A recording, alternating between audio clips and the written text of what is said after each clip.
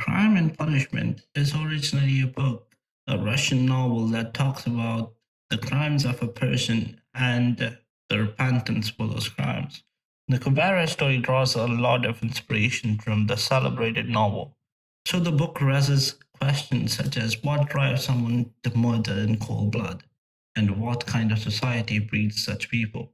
All these questions are vital to understand the character of Asha and how beautifully it's written. To look at the answers of these exact questions, we need to go all the way back to when Asha first met Vishnu, who gave her a choice to take charge of her destiny when she was at her lowest point in her life, desperate and lost, and had absolutely nothing to live for. Vishnu stood in front of her as a primal god who could give her the power to change her destiny, or she could just wither away, die all along on a vanishing planet. But for him to hand her the power to change her destiny, she had to prove that she was worthy of receiving such a blessing by him. She makes the choice and decides to walk the only path that's left in front of her, the one that is of death and destruction. She is solely focused on reaching that destiny that was promised to her at all cost. That's the last we see of Asha as a kid. Her destiny tied to one unknown little girl that she will meet far away in the future. She makes up her mind that she will do absolutely everything in her power to ruin this stranger's life, and that is the price that she is willing to pay to change her own destiny. From then, we see her following the script that was handed to her by Vishnu. She meets the father of this girl, and she knows she must eliminate him. However, the guy turns out to be a very good guy and kind, and he takes up a father figure kind of a role in Asha's story. This is where things get interesting because she feels pain and her heart is heavy that she has to do harm and essentially kill this guy just because he's the father of the stranger that her destiny strived. She doesn't want to do it, but she has to do it. And so she does. And then she uses his death as a cloak and invades the life of this stranger. Ironic that she has to save this stranger before she can kill her. She looks after this stranger, nurtures her. Maybe it's to get close to her, or maybe it's because she feels guilty about killing her father.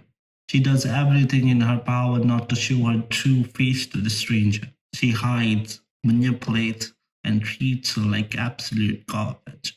Yet she finds that this broken down of a lost puppy that follows her everywhere she goes because at this point the stranger doesn't have anywhere else to go. So she just follows Asha everywhere Asha is going. And yet the people around them are more attracted towards the stranger rather than Asha.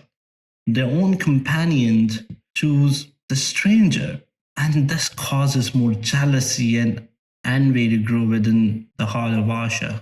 It festers, it feeds on her. Asha is the one who saved the life of the stranger. She's the one who protected her.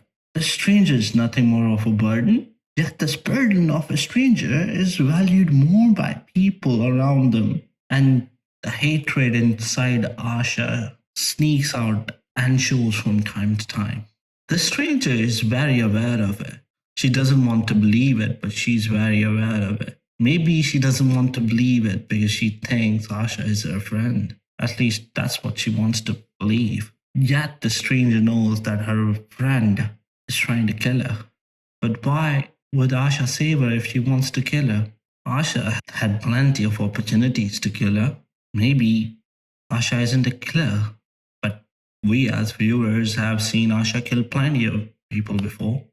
So what's stopping her from killing the stranger?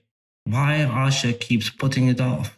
Killing the stranger in this point in the story would be much more hassle-free and easier than killing the other two people with Kubera's name left, which were essentially Layla and Sahaan at this point. Is it because Asha pities the stranger? Or is it because she's starting to think of her as a friend?